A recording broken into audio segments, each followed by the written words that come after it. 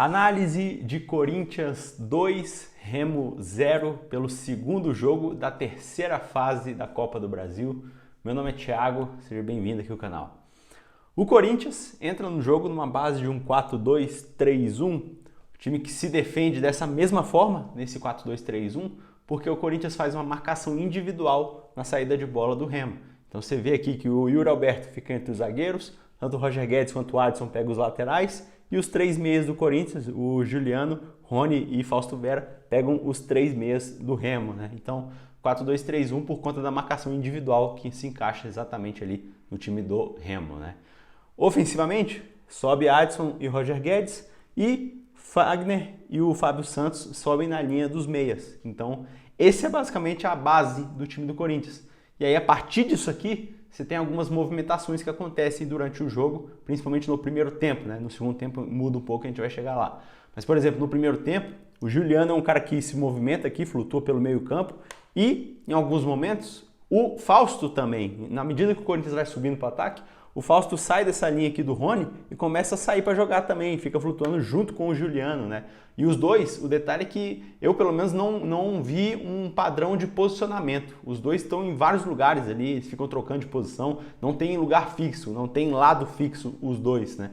Então os dois estão às vezes no mesmo lado, às vezes estão no lado oposto, ficam trocando de posição, principalmente naquele momento em que o Corinthians está com dificuldade ali nos 30 minutos do primeiro tempo, não consegue entrar de jeito nenhum no Remo ali, e aí o time começa a rodar, isso que acontece também, e nisso o Rony acaba centralizando como primeiro volante. Então essa é uma movimentação do time do Corinthians, com base nesse time aqui, né, como eu falei. E também tem a situação da subida de Fagner e de Fábio Santos, que acontece pouco no primeiro tempo, mas acontece em alguns momentos.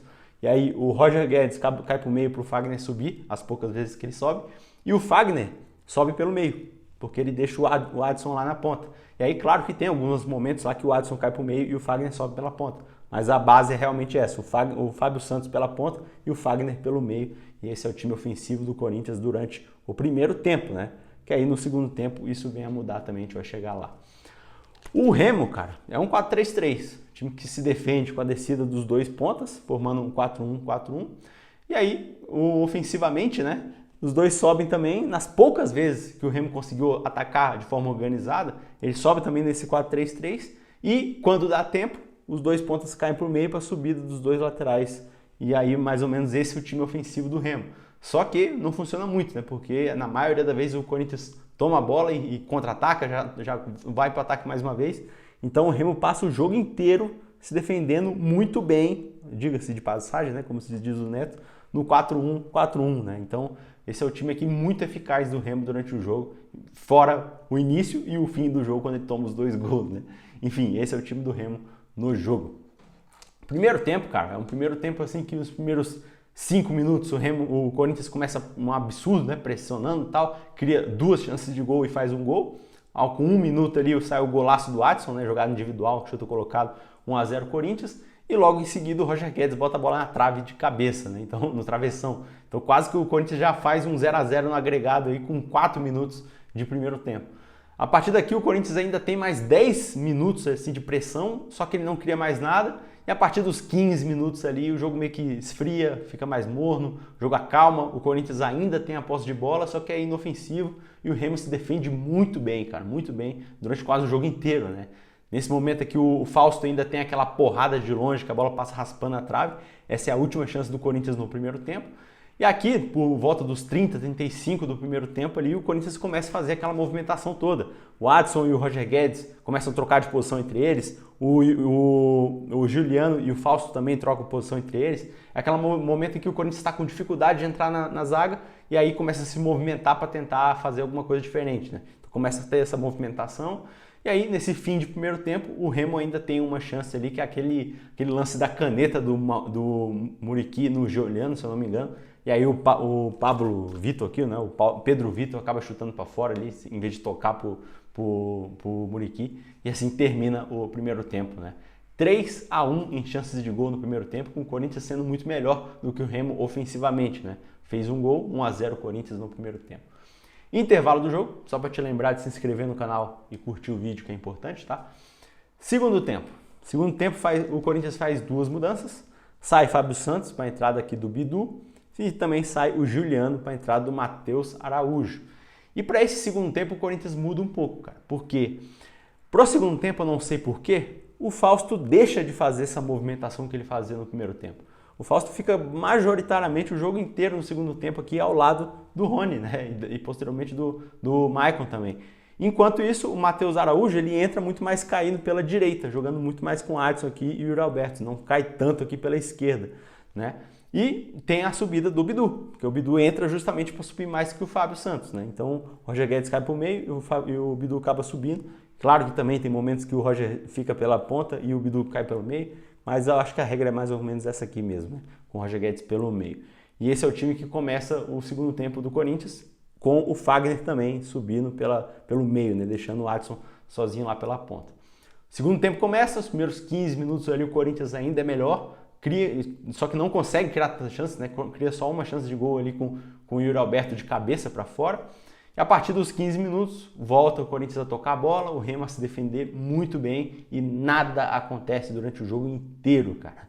Aos 16 minutos começam as mudanças. Duas mudanças no Remo, né? Duas mudanças no Remo e mudança tática também defensiva. Por quê? Sai aqui o Galdesani para a entrada do Claudinei, que é um volante ao lado aqui do Uchoa, dois volantes nesse momento, e o Pablo, que é o meio aqui pela esquerda, entra lá no ataque agora junto com o Muriqui. Um detalhe para esse Pablo aqui que eu quero falar é que esse cara joga demais, tá? Se um time grande aí foi esperto, esse cara não termina o ano no Remo. Esse cara joga muito, muita bola. Inclusive Corinthians, podia contratar esse cara aqui. Bom pra caramba, joga muita bola o Pablo, tá?